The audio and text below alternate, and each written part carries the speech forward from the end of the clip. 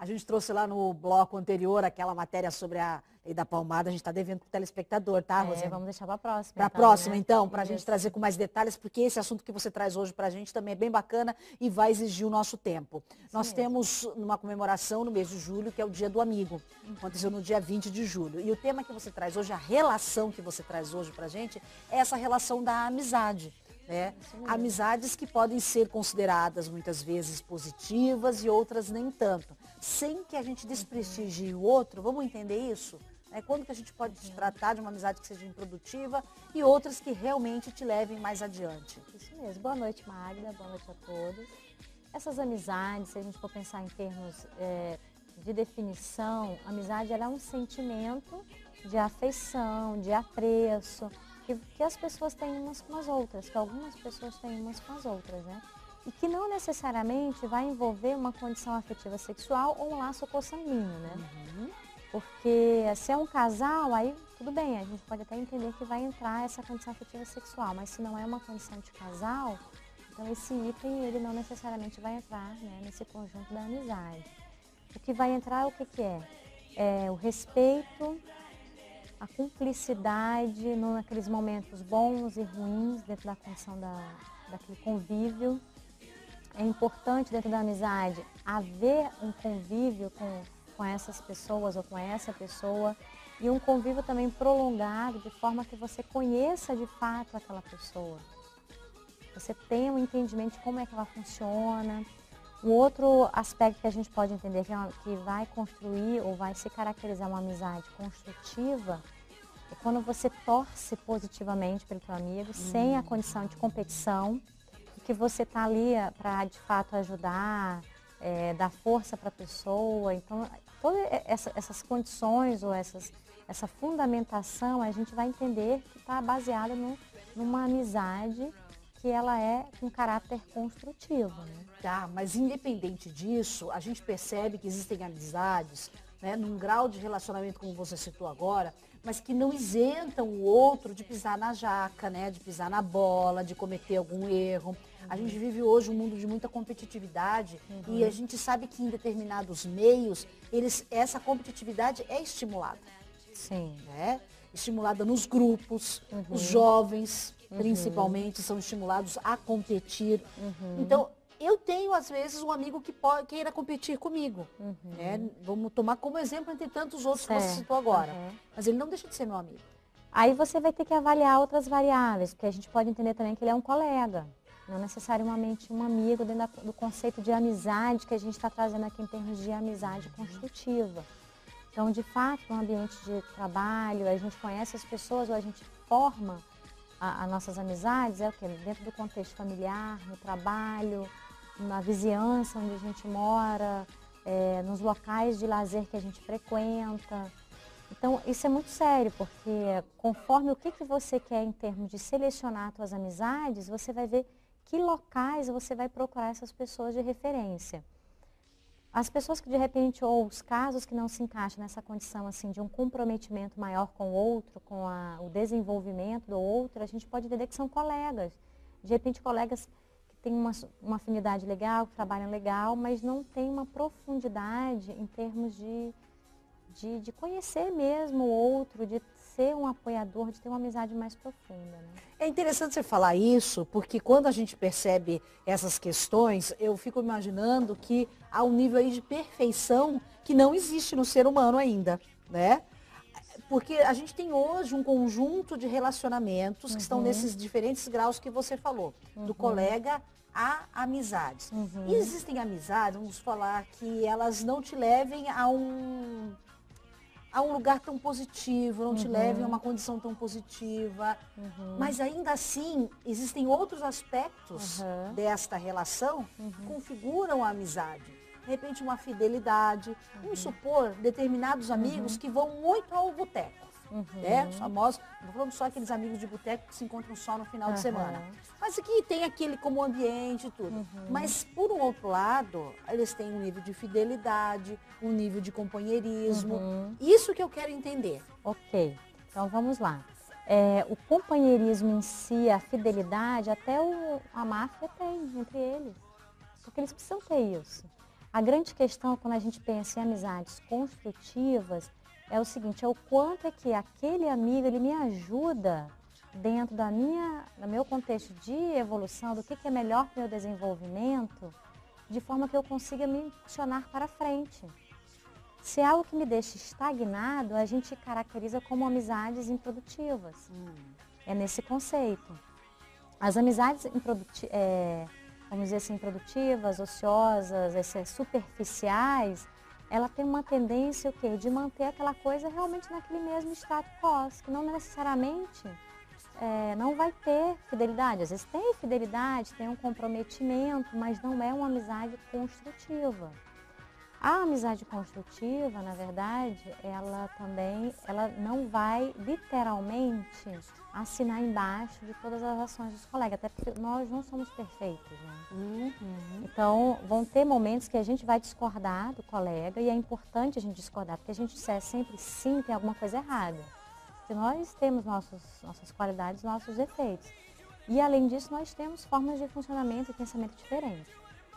Quando o outro ele tem a liberdade de pensar diferente de mim e eu tenho a liberdade de discordar e mesmo assim a gente se mantém amigos, isso é positivo dentro da condição da amizade. Então a gente geralmente tem amigos de infância, amigos de faculdade, amigos de trabalho, mas o que faz aquelas pessoas se permanecerem, digamos assim, unidas e comprometidas dentro de uma amizade construtiva? São as escolhas que elas tomam, o nível de confiança que elas estabelecem entre elas, né? Então, muitas vezes, um amigo, às vezes de infância, que a gente tem um afeto muito grande, enorme, ele fez uma escolha na vida que é um caminho que é totalmente diferente do seu, por exemplo. Sim. Ou, de repente, ele fez, assim, escolhas, vamos dizer, completamente, sei lá, distorcida em termos da condição sadia. Ele optou pelaquela condição não tão sadia em termos de qualidade. Aí, às vezes, o afastamento ele é necessário, não tem outra alternativa, porque não tem mais, às vezes, assunto, não tem mais objetivos comuns. Embora permaneça um afeto em relação àquela pessoa, mas a coisa não entrosa mais, porque aqueles objetivos que existiam antes não existem mais. Então, isso acontece. Faz parte da vida, não tem outra alternativa. Mas existem amigos que não abrem mão de tentar ajudar o outro. Né? Que entra também tem uma característica da amizade. Sim. Até dentro dessas circunstâncias, para a gente poder entender o tema e a não apavorar aqueles que têm os seus amigos de boteco, que têm os seus amigos que são da infância, têm os seus amigos que não tomaram caminhos tão certos. A amizade, ela não precisa ser tão frágil a ponto de você quebrar o vínculo com o outro, ainda que ele tenha tomado um caminho errado. Aí eu não considero amizade. Não, mas às vezes é aquele negócio, Magda. Às vezes, assim, você estava dentro de um contexto, você tinha aquela, vamos pensar mais, que geralmente acontece mais na criança, né? Que tinha aqueles objetivos comuns e tudo mais. De repente, uma pessoa, ela resolveu, às vezes até circunstâncias não tão drásticas, mas às vezes ela mudou de país, ela mudou, sei lá, de uma concepção de vida que de repente não consegue mais compartilhar os mesmos valores. Essa questão do valor é muito séria. A amizade, ela vai estar muito baseada no dar e receber. Então não é só o meu interesse de ajudar, é se o outro está interessado em ser ajudado. Porque a minha disponibilidade de ajudar, muitas vezes ela não é suficiente. Essa questão do ajudar na amizade com certeza é algo muito importante, porém ela precisa ter um consentimento, né? A gente só querer, muitas vezes, não adianta, né? Mas, assim, o fato é que a questão da amizade, ela vai atrair pessoas afins. Essa que eu acho que é a grande questão. Muitas vezes, ela vai trazer uma questão de seleção mesmo, porque a gente gosta de estar, de amizades construtivas. Outra coisa é aquela coisa da sociabilidade, que é um outro contexto. Vamos fazer uma social. Outra coisa é a condição também de aquele ambiente positivo, de um ambiente de trabalho com colegas, que é uma coisa super positiva. O conceito que a gente está trazendo aqui é da condição da amizade, até pelo Dia Internacional da Amizade, que foi no mesmo dia do Dia do Amigo, que é comemorado junto, né? Aí a gente traz esse conceito especificamente com relação a esse termo. Mas a gente sabe que nas relações humanas existe uma série de outras dinâmicas de interação, e algumas delas de fato são positivas, outras nem tanto, dentro das relações entre as pessoas. Mas a mensagem que eu acho que é super importante é a gente poder pensar o quanto é que eu posso realmente ser verdadeiro para um amigo. E o ser verdadeiro é eu ser como eu sou integralmente, eu não precisar querer agradar. Nisso, eu ver o que eu consigo ajudar e também me permitir ser ajudado. Então existe uma questão de troca, né? Eu fico muito com essa sua colocação de que o quanto eu posso ser verdadeiro, né, para aqueles que eu considero como amigos. Que eu acho que isso é uma coisa muito importante a gente jogar nas nossas relações. Porque, de fato, a gente vai passar por um nível de seletividade em determinados momentos, você vai perceber que aquela pessoa não é sua amiga, não entra dentro do contexto de amizade. Isso vai ficar muito claro. Isso mesmo. Né? Então, isso, para que as pessoas entendam e valorizem mais a amizade, eu acho que é fundamental. Com certeza. Se perceber real diante do outro. Isso, e a preocupação, por exemplo, que eu tenho em relação a esse tema de amizades é principalmente com os jovens. Por quê? Os jovens, ele chega a determinado momento que faz essa transição, eles têm a tendência de romper com os pais em termos de atender, de ouvir, em função desse próprio momento de evolução, do ciclo natural da vida, eles querem buscar realmente encontrar a sua identidade. Eles querem procurar ver como é que eles realmente vão funcionar. E isso exige um pouco de um afastamento normal, não uma coisa tão drástica, mas um afastamento natural. E eles acabam o quê?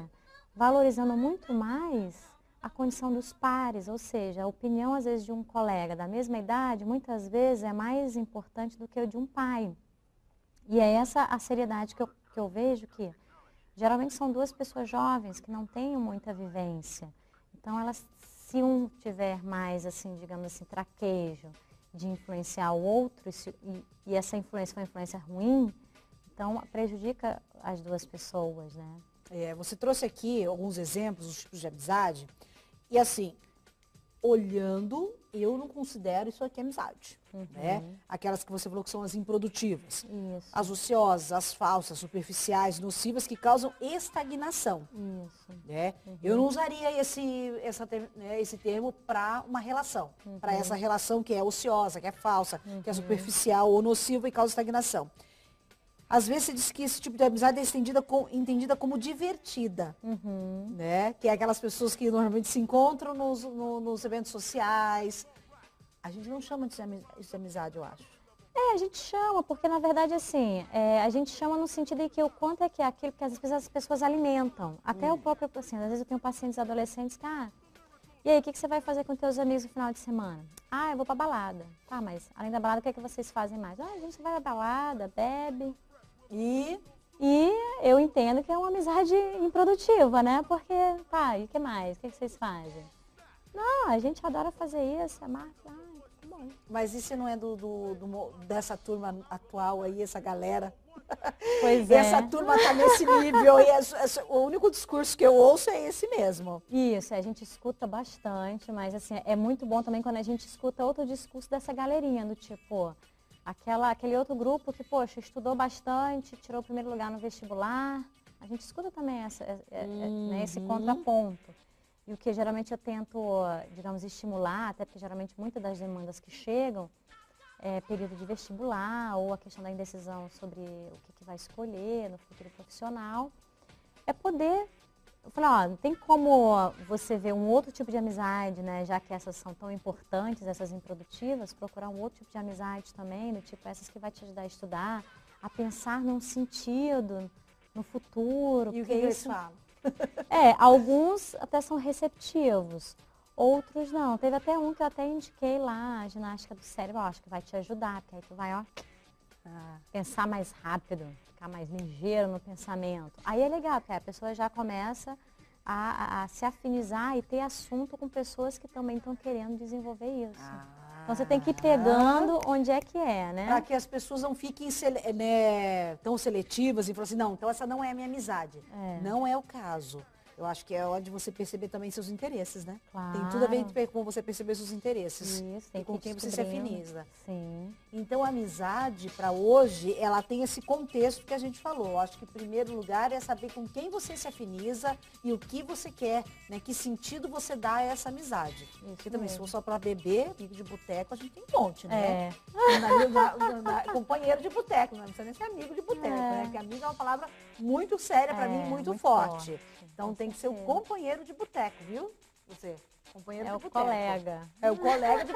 Pronto, não usa amigo de boteco mais, Rafael. É colega de boteco. É assim que a gente fala agora.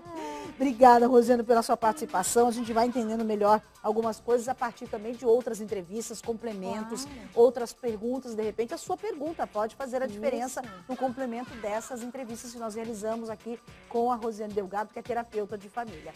Esses complementos também estão nas nossas páginas, né, no nosso canal do YouTube, desculpe, e na nossa página do Facebook. E também no seu blog, né? Mesmo, Esse artigo está no blog dela, que está ali, apareceu agora no vídeo para você. Até o nosso próximo encontro? Até o próximo, Magda. Vamos falar da palmada, que estamos devendo, né? Isso, vai para agosto, né? Então, para agosto, a gente deixa esse tema para você com uma reflexão, né? A lei da palmada está aí, mas aí vai no comportamento, análise, enfim. Obrigada, Rosiane, até um próximo encontro e até daqui a pouquinho. Nós temos, depois do nosso intervalo, a participação da doutora Tassiane Ortega. Nós vamos falar sobre os fios de sustentação. Está percebendo no espelho que está um pouquinho caidinho, né? O contorno pode melhorar? Os fios de sustentação são um sucesso, mas não são aqueles fios antigos, não. Aqueles fios de ouro que deixavam um aspecto feio, né? Um rosto deformado. São novos e essa novidade está na clínica da doutora Tassiane Ortega. Confere daqui a pouquinho depois do nosso intervalo. Até já.